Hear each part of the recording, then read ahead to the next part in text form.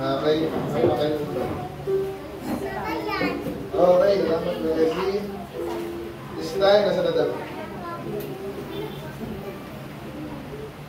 Tayo po tayo. Babasa po tayo ng Bible. Tayo po yung nasa Matthew 6 na po tayo, no? Tapos po natin yung first part. Hanggang verse 5 lang tayo last time. And then 4. So kayo tutuloy po natin hanggang kahit hanggang dito sa 18. Okay? So ready ako muna. When thou prayest, thou shalt not be as the hypocrites are, for they love to pray standing in the synagogues and in the corners of the streets, that they may be seen of men. Verily I say unto you, they have their reward. But thou, when thou prayest, enter into thy closet, and when thou hast shut thy door, pray to thy Father which is in secret, and thy Father which seeth in secret shall reward thee openly. But when ye pray, use not vain repetitions as the heathen do, for they think that they shall be heard for their much speaking. Be not ye therefore like unto them, for your Father knoweth what things ye have need of before ye ask him. After this manner therefore pray ye, Our Father which art in heaven, hallowed be thy name. Thy kingdom come, thy will be done in earth as it is in heaven. Give us this day our daily bread. Forgive us our debts, as we forgive our debtors. And lead us not into temptation, but deliver us from evil. For thine is the kingdom and the power and the glory forever. Amen. For if ye forgive men their trespasses, your heavenly Father will also forgive you. But if you forgive not men their trespasses, neither will your Father forgive your trespasses.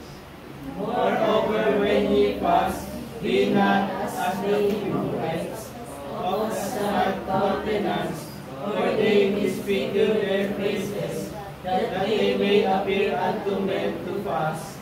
Verily I say unto you, they have their reward. But when thou fastest, anoint thy head and wash thy face. That thou appear not unto men to fast, but unto thy Father which is in secret, and thy Father which seeth in secret shall reward thee openly. Okay, let's pray. Lord, salamat sa inyong mga salitagin. Palagi niyo ang pag-aaral, kayo po magwala natin. In Jesus' name we pray. Amen. Makapo na po. Okay, good morning po sa lahat. Good morning, po. Pastor. Ano malakas? Okay, nasa na ba ako? Ano yung title natin last week? Dito ka ba? Alam, Jay? Ano yung title? Title natin last week is, hindi pa last week, kasi si Brother James last time. So, tayo dito, God seeth in secret. Okay, naalala niyo pa yun? Nakikita ng Diyos ang hindi nakikita ng iba. Okay, ngayon actually tutuloy lang natin yun. Kaya title naman natin ngayon is God Rewarded Real Devotion. Okay, God Rewarded Real Devotion sa Tagalog, ang Diyos ang magre-reward. So nabanggit kanina, no, yung maraming memory verse sa inyo. And then, yung magpipindadala ng bisita, may reward. Ano siya pinareward? Dahil may ginawa ka mabuti, meron kang reward, di ba? Kasi gusto na nagre-reward yung gumawa ka ng mabuti. At pag ginawa mo yung mabuti, yung nagre-reward, matutuwa. At pag natuwa siya, para ikaw din ay matuwa din, bibigyan ka ng reward. Sino dito may reward na nakagraduate? Sino may honor dito? May reward ba kayo? Ano? Medals, yan, ano pa? Sa magulang nyo. Ha? Credit sa, saan? Isang sa kakainan, di ba? Iba dito, nakita ko paano nag-lechon pa. Hindi, birthday pala niya Jesse. So may mga rewards, so maganda yan. Kasi yung nagre-reward, gusto niya yung ginagawa mong maganda. Pag may ginawa ka namang mali, hindi ka re-reward. Palo, di ba? Pagalitan ka. So yun ang negative na reward. So gano'n ang Diyos din. No? Nire-reward niya yung mga dapat ma-reward. So, pag loko-loko, palo. Pag mabuti, maganda yung reward.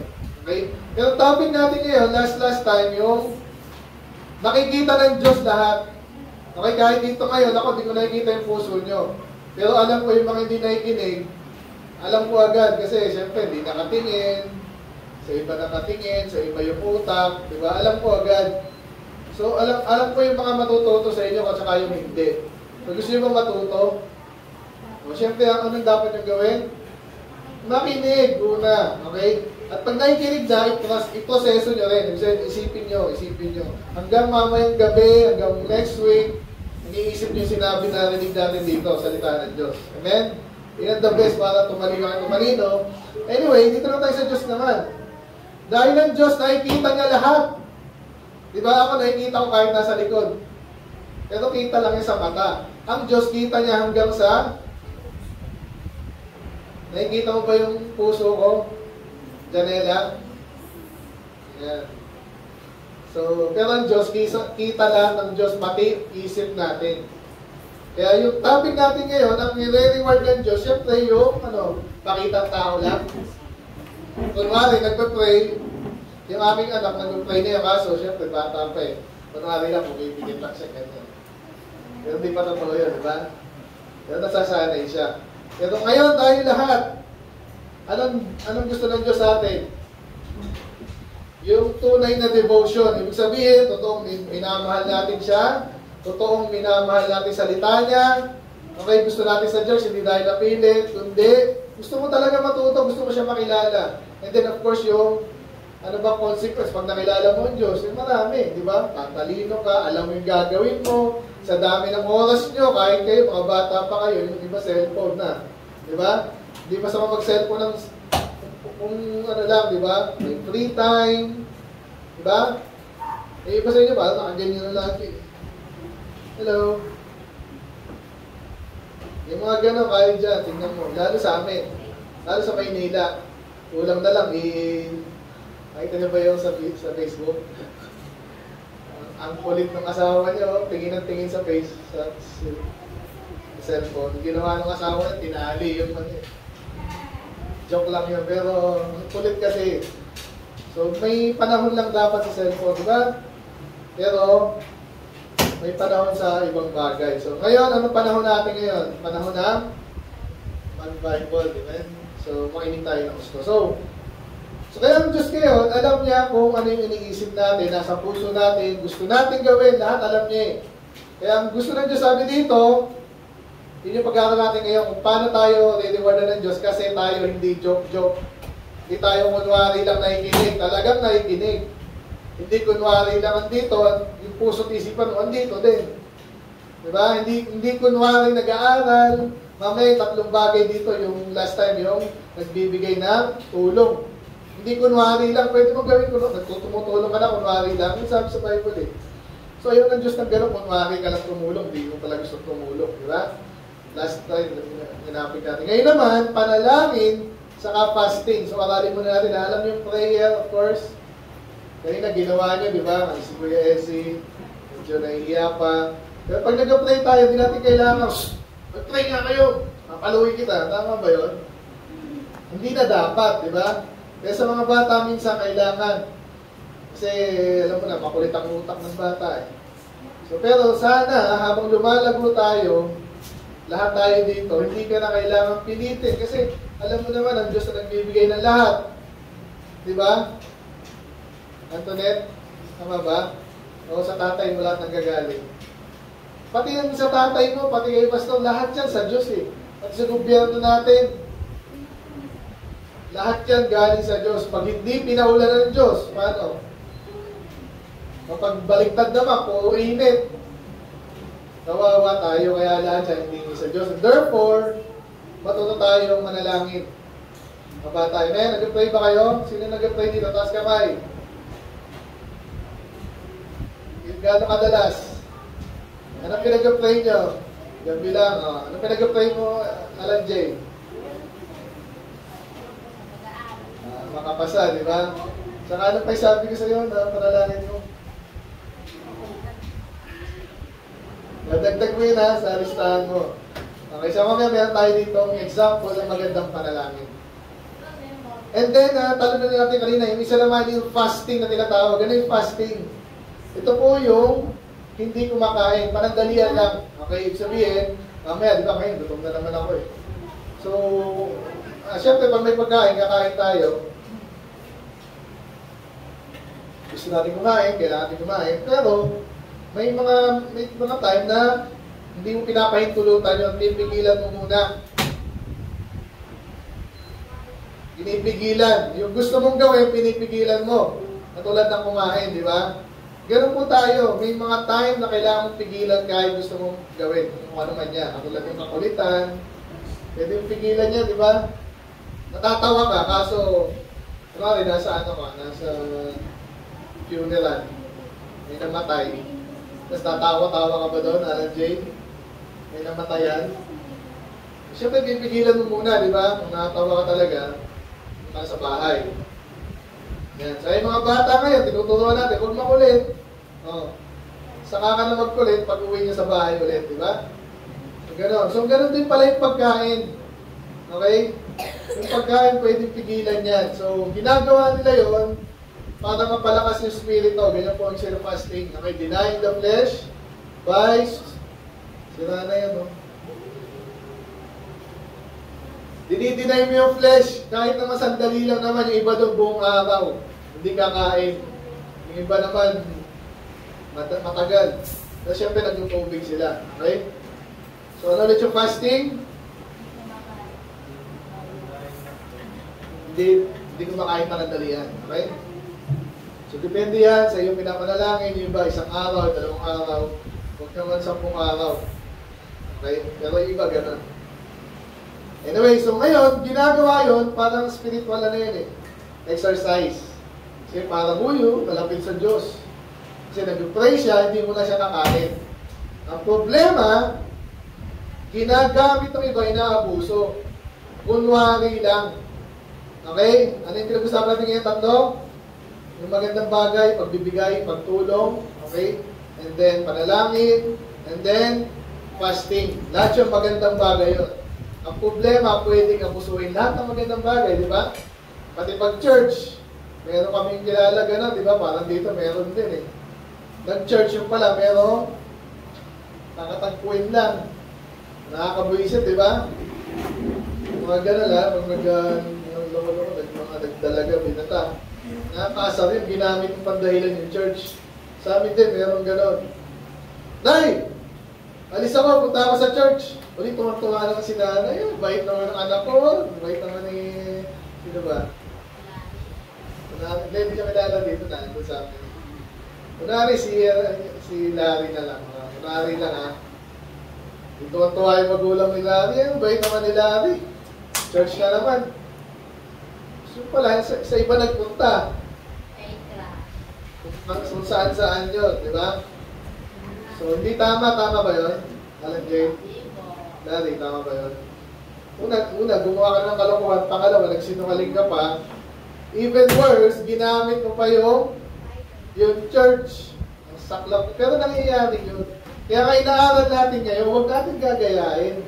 Nung panahon pa lang ni Jesus, may mga ganun na. Okay? So, yan. Isa-isa natin. So, alam niyo na, yung fasting, ano yung fasting? Binipigilan kumain. Sandali. Ano yung praying? Nag-pray, tumatawag sa Diyos.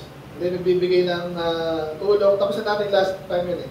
So doon na tayo ngayon sa ibang bagay. Okay.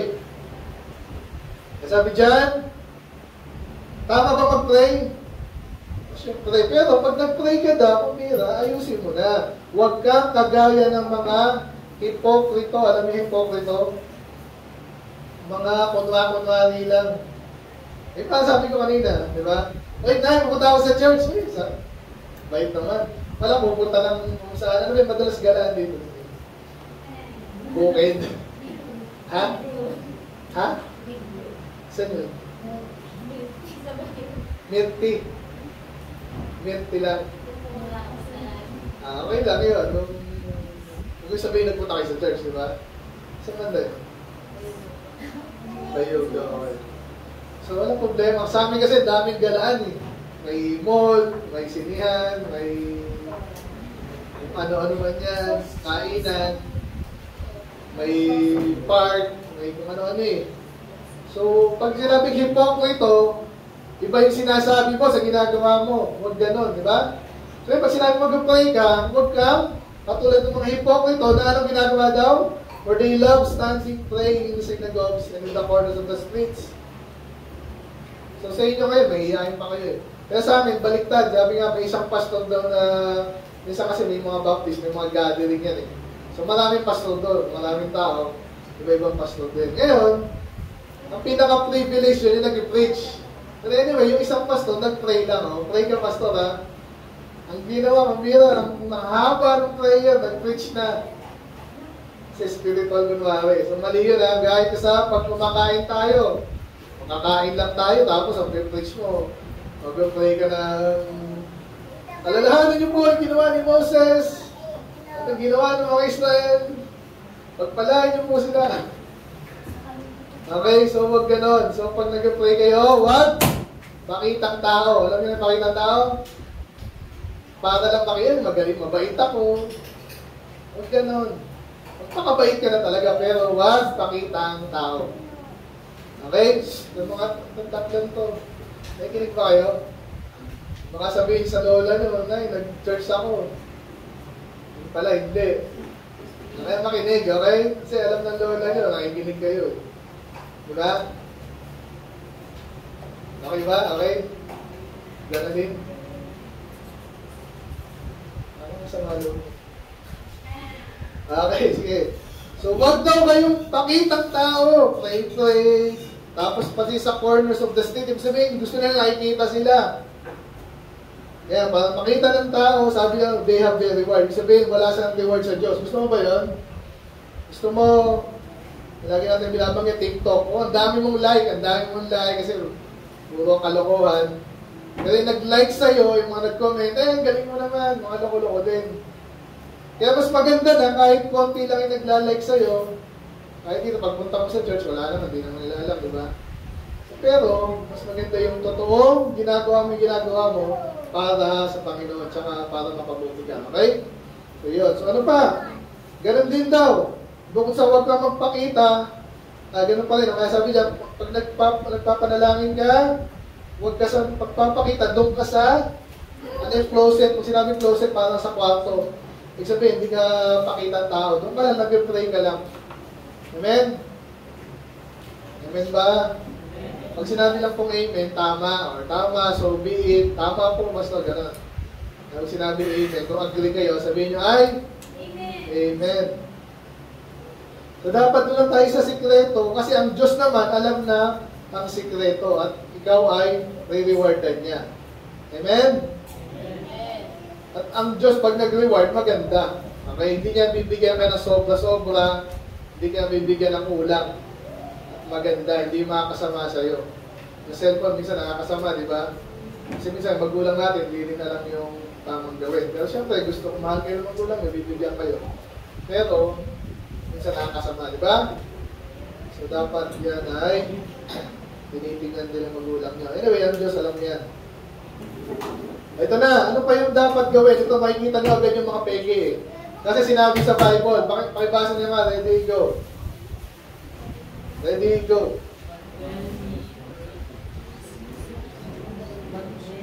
Ready, go. But when ye pray, use not vain repetitions, Okay. as the heathen do, for they think that they shall be heard for God. Ngayon, hidden. Pag sinabing hidden, ito yung mga taong walang religion. Nakita mo yung hindi naniniwala sa Diyos? Nakita naman tao na hindi naniniwala sa Diyos? Buksan yung TV nyo, marami doon. Yung mga bastos doon, yung mga bakla, hindi naniniwala sa Diyos yun. Kunwari lang. Lalo sa US. Ganun, yung iba sinasabi talaga nila, lalo may yaman. Sinasabi nila, wala naman Diyos eh.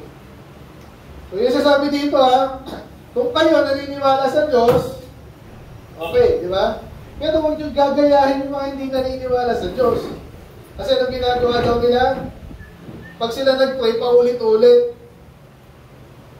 Wala namang kabuluhan. Pagulong Maria, Bagay ng Maria. Mali pa, Maria pa. Hindi naman Diyos si Maria, di ba? Ba't ka mag-pray? Una.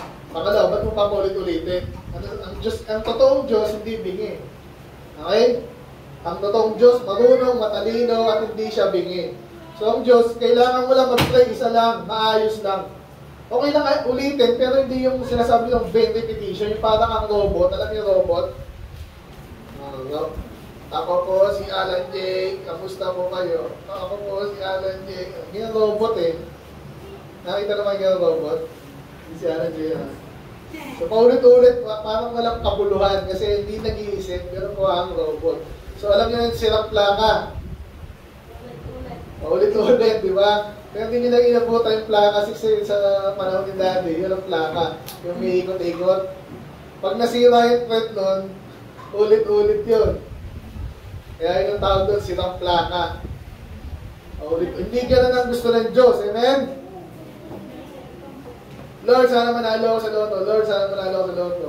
Lord, sana pumasa ako. Lord, sumama. Mag-aral ka na. Diba? Mag-umpisa ka lang, Lord.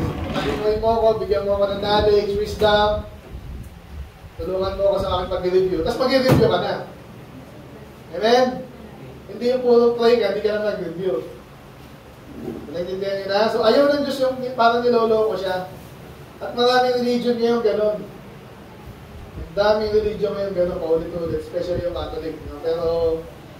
Pero yung iba gano'n din. Actually, yung mga ibang alam natin na CCM, yung mga paulit-ulit yung kanta nila, rap-rakan, gano'n din eh.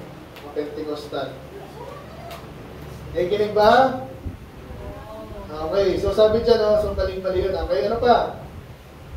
So nasabi ko na yan. So alam ng Diyos, bago mo pa sabihin, alam na ng Diyos eh. So gusto lang ng Diyos, sabihin mo.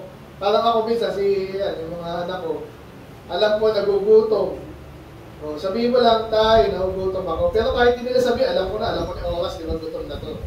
Pero gusto ko, anong kailangan mo? Magsabi ka. Para, nandun yung humility, di ba? Humihingi ka ng kailangan mo. Ganon tayo dapat sa Diyos. Okay? So, kaya ito daw yung tamang panalangin. Okay? So, kabisado niya siguro ito. No? Sino may kabisado nito? Ang tawag dito is the Lord's Prayer. Hindi sinabing ganito lagi yung prayer mo. Ha? Ito yung pattern. Ha? Kung kayo mag-pray ng ganito lagi, babasahin mo pa. Hindi ganun ang panalangin. Itong panalangin ito ay Lord's Prayer. Ano itong to? Perfect. Ito yung dapat laman ng inyong mga panalangin. So, una, dapat ang tatawagin mo sino? Luluhod ka ba sa harap ng anito? Tama ba yun? Hindi sabi dito, Father. So una, ligtas ka dapat. Kung hindi ka ligtas, patay. Wala. Bali wala yung panalangin mo. Okay? Kasi hindi mo siya tatay eh. Lahat ba ng tao, anak ng Diyos? Diba, alam nyo na eh. So ngayon, yung iba, umpisa pa lang mali na. So dapat, maging anak ka muna ng Diyos. Diba? So anyway, pag anak ka na ng Diyos, sabi mo, Father, na nasa langit, ano yung hallowed, pabanalin or purihin ang iyong pangalan. Kasi yung Diyos ay banal. Okay? Kaya nga minsan nakasal ako sa iba dito. Kasi mga bata pa naman kasi. Pero pag tayo nag-preach, tayo nag-aaral, tayo nag-pray, walang maingay. Walang makulit. Bakit? Kasi alam niyo yung banal. Pag sinabing banal, separate yan. Hindi yan binabastos, hindi yan gino-joke. Oy, kamusta ka dyan? Yo, Jesus. Hindi ginaganon. Diba? Ginagaya ko lang, ako yung gagayain nyo. Pinapaano ko para maintindihan nyo. So, mali yun. Ang pangalang Jesus, ang Panginoon ay banal. Therefore, hindi niloloko. Okay? Hindi gino-joke yan. Gaya ng unang panalangin natin. Ano yung unang nasa panalangin? And then sabi, Thy kingdom come, Thy will be done in earth as it is in heaven. Ibig sabihin nun, inaalam natin kung anong perfect will of God na nasa langit. Kasi sa langit, yun ang tahanan ng Diyos eh. So, lahat ng nangyayari sa langit, yun ang kalooban niya. Kaya sa lupa, nangyayari ba lahat ng kalooban niya din sa lupa? Hindi. Sana oo. Later oo. Pero ngayon hindi. Kaya maraming loko-loko dito. Ngayon, pinakasal yung lalaki sa lalaki. Ba't ginagawa yun? Kasi, rebelde yung mga tao sa Diyos. Okay? So tayo dapat hindi. So sumunta tayo sa Diyos. Kaya panalangin natin ngayon, kung ano nangyayari dyan, Lord, sana ganito rin sa lupa. Okay? Kung gaano ka kamahal ng mga tao dyan sa langit, sana gano'n din sa lupa. Kung gaano sila nagkakantahan Diba? Sa langit po, puro awitan doon. Awit sila. Masagana silang, masagana ba? Masaya sila. Masigla silang umaawit sa Diyos. Kasi pinupuri nila ang Diyos eh. Diba? Kayo ba pinupuri niyo ang Diyos? Sana. So kaya nga tinuturo sa atin eh, ang Diyos ay banal. Salamat sa Panginoon. Ganun tayo dapat umawit kasi ganun eh. So ngayon, tinuturuan pala tayo, hindi pa ganun ka-perfect, no? Pero ang panalangin natin dapat sana ganun ang mangyayari. Kung nasa langit, ganun sa lupa. So kaya inaaral natin po yan. So para gawin natin din. Bukod sa pinapanalangin natin. Ano pa? Give us this day our daily bread. So nagutong tuloy ako. So sino dito ang araw-araw kumakain?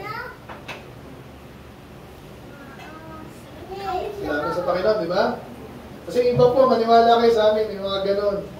Kasi yung iba, nakakasa kasi ayaw magtrabaho eh. Mga ganon tao, di ba? So, pag nagutom na yun, saka makakaisip magtrabaho. Pero sana tayo, bukod sa pinagpe-pray natin, sana tayo ay nagtatrabaho, di ba? Ano pa?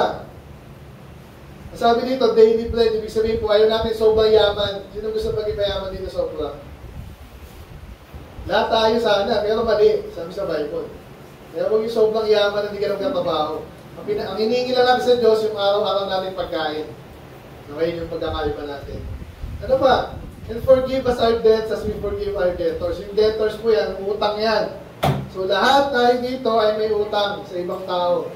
So ako ay yung matagal tinuruan sa church, yan, katulad nyo. Minsan late din ako dati, nung bata ako masyado. Si Pastor, nakasal sa akin, nakaparinggan din ako. Oh, dyan pala si Ace. O, kamusta? O, upo ka na din sa unahan. Ganun pa ako na, no? Ngayon, napahiya ako. So, naisip ko, next time, aagahan ko na, di ba? Yan. So, ibig sabihin, may nagtyaga lang sa akin magturo. Amen? Ganon din kayo ngayon, yun ang ginagawa sa inyo. Sa next time, sana natututo kayo, unti-unti kayo nag-a-adjust. Alam niyo na yung mali, huwag nyo lang gawin, di ba? Ano yung mga mali? Sino mali? Ano pa?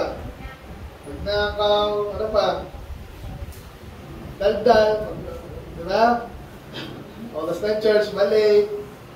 Yung maayos na damit, di ba? Maganda yan, di ba? So, dapat maayos ang ating last time, ang ganda rin mga sagot ko eh. Ngayon, pinapalik ka na naman. So, yun. So, ang gusto natin, Lord, patawarin nyo. Kapag nagkasala tayo, lahat tayo nagkakasala, humingi tayong tawad. Amen? Next time, hindi mo na gagawin. Pero pag gumawa ka talaga, hiwing ka rin tawad. Gusto ng Diyos gano'n. Okay? At gano'n din naman, ikaw, patawarin mo yung mga nagkukulang sa'yo. Okay? So, malaman to eh. Ano pa? Lead us not into temptation, but deliver us from evil. Sabihin nito, ilayo tayo ng Diyos sa tukso. Ano ba yung nakakatukso sa atin? Lahat ng kasama, parang kanina, bakit mo gusto magnakaw? Kasi gusto mo yung meron siya. Diba? So, ilayo ka ng Diyos doon. Ano pa? Yung TikTok na yan, yung ano pa, cellphone, diba? Tapos buti, wala nang gumaganyan-ganyan dito ngayon eh. Kasi nasabihan na, diba? So ano pa? Ano pa yung mga dapat iwasan? Yung jowa-jowa, bata pa, ano? Kasi yung utak na yung isip na yun, hindi mo kailangan pakain yun, diba? Yung TV na puro kalokohan, puro joke, na wala kang kwenta-kwenta. Iiwasan yun. Eh, wala akong gagawin eh. TV na lang. Hindi lagay mo doon sa maayos na palabas kung meron. Okay? Magbasa ka na ng Bible. Diba? Ito eh, nasa YouTube tayo ha. Sa Facebook din tayo. So pwede nyo balikan kung may kayong log. Balikan nyo yung mga preaching. Kaya natin i-record. Okay, so yung panalangin din natin. Ngayon, kung nag-pray na tayo ng Lord, ilayo mo ko sa kunwari, may kaibigan si Alan Gita na ulo ko. Lord, iiwas mo ako doon, di ba? Kaso kaibigan mo yan, kung mahal mo yan, siya yung dalhin mo sa tama, di ba? Pero kung talaga ayaw, meron kayong kaibigan na bastos, loko-loko, magnanakaw, iwasan nyo na rin para hindi kayo malaki talaga sa tukso, di ba? So, manalangin ka sa Diyos na ilayo mo sa tukso, tapos lumayo ka na rin. Sabi dito, for thine is the kingdom, the power and the glory forever, amen. So, sa kanya lahat yan eh. Ayan. So, ngayon, tuloy natin. nabanggit lang ulit dito yung forgiveness kasi tayo po ay minsan di nagpapatawad. Alam niyo sa amin, kaya bilang church, bilang pastor, ang sama ng loob ko madalas yung mga dating tinulungan mo, yun yan, na-save, tapos hindi a-attend, tapos minsan masama pa yung loob, ikaw na sinasabi. Isip-isip ko lang, ano nangyari? Diba? So, minsan mag-iisip ka talaga na pag ginawa mong mali, kahit wala, ba't ganun? Diba? So medyo masama yung loob ko. Pero, bandang huli, papatawarin mo, diba? Yung mga kulit dito, okay, hindi naman kulit, hindi salamat, diba? Pero napatawad mo sa puso mo, diba? Hindi mo kutusan. Diba? So, ganun din kayo. So, alam mo na pinatawad kayo, magpatawad din kayo. Hindi ko na dadamihan yun, ha? Ayan, bata pa naman yan si Bilog. Okay, so dito tayo sa fasting. Ganun din. Alam mo itong mga nag-fight, itong mga tinutukoy, itong mga paris ito eh. Kunwari, nakita ba kayo nag-church na kaganyan? Dati nagganyan kami. Simula, nakaganyan lang kami. Banal na banal kunwari. Sinasanay. So tayo, hindi tayo kunwari lang. At paano ka magiging banal talaga? Una, aralin mo yung Bible. Kaya yung nakausap ko nga last time, sabi ko, ano ba sinasabi? Bakit kayo babahay-bahay din? Parang ginagawa namin. Kaso ang sineshare nila, yung libro lang nila. Hindi Bible. Kaya tinanong ko, ligtas ba kayo? Pupunta ba kayo sa langit? Ay, wala naman langit. Ay, yun pala. Tama ba, Miguel? Naniniwala ba sila sa langit ng impyerno? Naniniwala ba sila sa langit ng impyerno? Yung kaharap ko naman hindi daw. Wala naman langit, wala impyerno eh. May mga ganon. May mga ganon. Sabi sa Bible, may langit, may impyerno. Sila, ay, wala. So, may mag-iingat kayo dyan. Kaya, kunwari lang yan banal, hindi naman alam yung Bible. Paano yun? So, tunay na kabanalan, at tunay na devotion sa Diyos ngayon, dapat alamin mo na yung totoo, and then, i-practice mo. Okay? Kaya sabi dito, bilisan ko na lang, ito yung mga kunwari, nagpa-fasting siya, tapos, pinost pa sa Facebook. Diba? Yung mga sisi pala ko, victory, meron silang ganyan, sineshare nila yun. Ngayon, buong church, mag-fasting. Mag-pray natin, na kami nag-fasting. Sabi nga sa Bible, huwag mong pakita eh. Huwag mong paalam. Diba? So, kung mag-fasting ka, manalangin ka sa sikreto lang. Para ang Diyos ngayon ay reward ka ng openly. Okay, so sino dito ang gusto binobola kayo? Kunwari, si Jonalyn. Sabi ko Jonalyn, ang ganda ni Jonalyn, ang ganda ni Jonalyn. Pero pag talikod ni Jonalyn, ano si Jonalyn? Ganito yan. Gusto mo ba kayo, Jonalyn? Siyempre, ayaw mo, di ba? Kahit sa inyo mga ginagawa niyo sa school yan, kaya kasi nakakaasaran kayo eh. Huwag ganon, ayaw ng Diyos ng ganon. Amen? Dapat totoo ka kung ano sinasabi ko sa iyo sa harapan, ganon ka rin pag nakatalikod ako.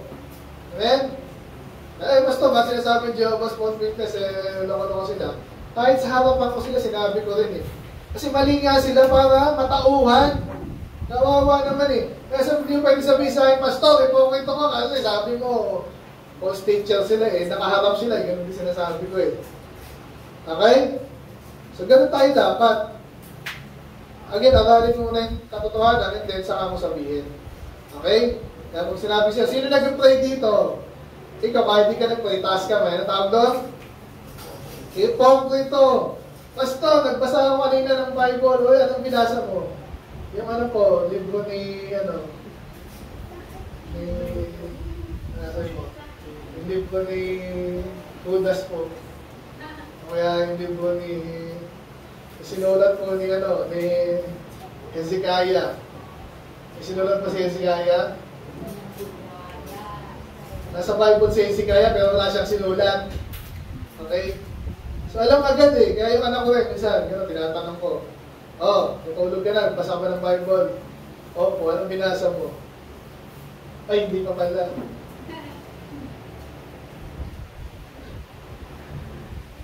Nag-uusap tayo. Ayan pa sinabi sa Bible.